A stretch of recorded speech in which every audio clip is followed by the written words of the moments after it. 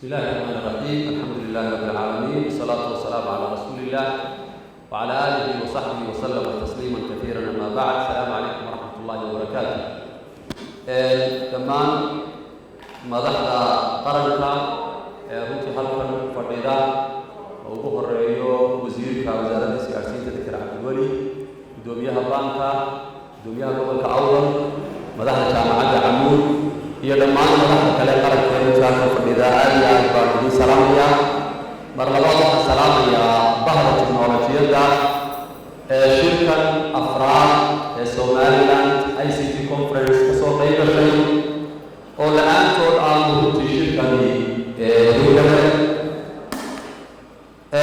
run ahaantii ilaahay subxaana watacaala ugu mahadnaqaynaa waxaa ka mid a runtii nicmadiisa inaynu ilaashano islaamnimadii amniga waxa nimcada kor inooga qaadaya macaasidu ka mid tahay runtii aynu ka dheeraano shirkadahaan anigoo runtii matalaya shirkadda Telesom Group waxaanu runtii ku faraxsannahay inaan qayb ka qaadano shirkan kana soo qayb galno keeno runtii talooyinka iyo fikrad soo jeedinta iyo waxbarista shirka runtii aanu halkan maanta diyaar u nahay. run ahaantii waxaynu haynaa hilin tiknoolajiyadeed oo soddonkii sano ugu dambeysay soo dhismeeyey shirkadahaan runtii aanu qayb ka ahay waqtigii ugu dambeeyey runtii tiknoolajiyadda ee Somaliland. businesskeena iyo dhaqaalaheena waxaa iska bedelay qof walba uu taaban karaa. waxbarashadeena iyo learningka waxaa iska bedelay qof walba uu taaban karaa. xataa runtii saameynta bulshadeena runtii ku yeeshay technology runtii waynu taaban karnaa. shirka runtii ICT technology waxaan isleeyahay wuxuu aad iyo aad uga qayb qaadan doonaa in rajada aynu leedahay runtii iyo socodkeena iyo hayaankeena inuu runtii muujiyo. aad iyo aad baan wasiirka iyo wasaaradda runtii ugu mahadnaqaya iyo xukuumadda Somaliland runtii arrintan ay samaysay. technology laba dhinac buu leeyahay. innagaa laakiinse go'aansan karnaa go'aanadeena iyo cilmi baadhisteena iyo daarashanka aynu u samayno baa technology ka wanaagsan noogu noqon karaa ee qaybtiisa runtii negative-ka ana aynu runtii uga badbaadi karnaa.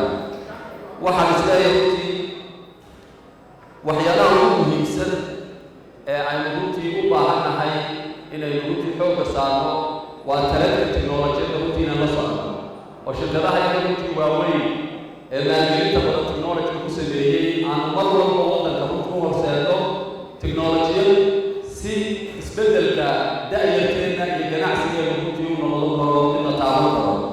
magacyo badan baynu runtii maqlaynaa maanta inaynu social media ka wada hadalno sida saaxiibka Ibraahim Kuror ka hadlayey maba habboona ee inaynu ka wada hadalno artificial intelligence, inaynu ka wada hadalno cloud solutions, inaynu ka wada hadalno IoT iyo wixii la mida ayaa runtii mudan oo aan jeclahay da'yarteedana runtii inaan ku baraarujiyo. si gaara runtii cyber security-ga oo ah halgudhaga shirkeennana waxaan aad iyo aad runtii ugu malaynayaa in la abbaaray waayo adduunyada isbeddelka ku dhacay digitization-ka loo socdaa ganacsiyada iyo dowladaha waa u muhiim in ay runtii xogta ay hayaan iyo maamulkeeda runtii si bulshaduna ay maaragtay wax weeyaan u ganacsato ugu adeegato security-gana runtii loo helo inaynu focus garayno. waxay noo muhiima collaboration-ka iyo gacmaha inaynu isqabsano.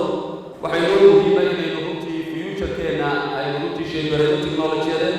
waxay noo muhiima inaynu mustaqbalka da'yartii runtii soo saarno.